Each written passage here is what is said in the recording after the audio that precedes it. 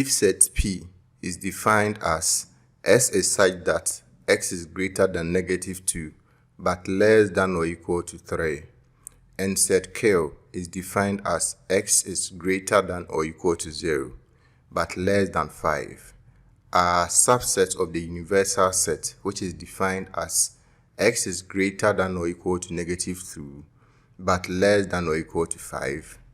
Find P complement union Q. We will first have to list the members of these sets. Let's begin with set P. Set P is defined as x is greater than -2 but less than or equal to 3. So it means that the members of set P will start from -1 and end at 3. So we have -1, 0, 1, 2, 3. Set Q is defined as x is greater than or equal to 0 but less than 5. So the members of set Q will start from 0 and end at 4.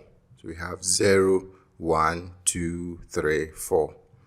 And the universal set is defined as x is such that x is greater than or equal to -2 but less than or equal to 5. So the members of the universal set will start from -2 and end at 5.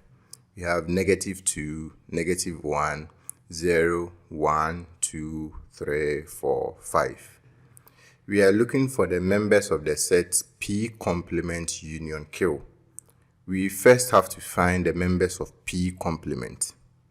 The members of P complement will be the members in the universal set that are not in set P.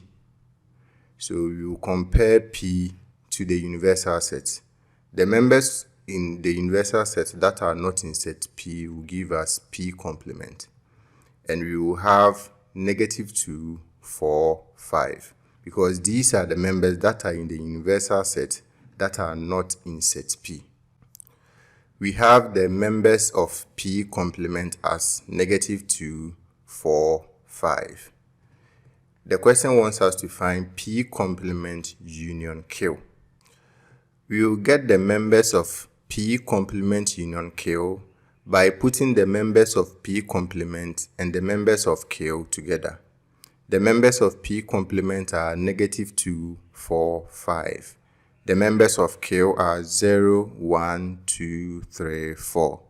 If we put them together, we are going to have -2, 0, 1, 2, 3, 4, 5. So the members of P complement union Q are -2, 0, 1, 2, 3, 4, 5.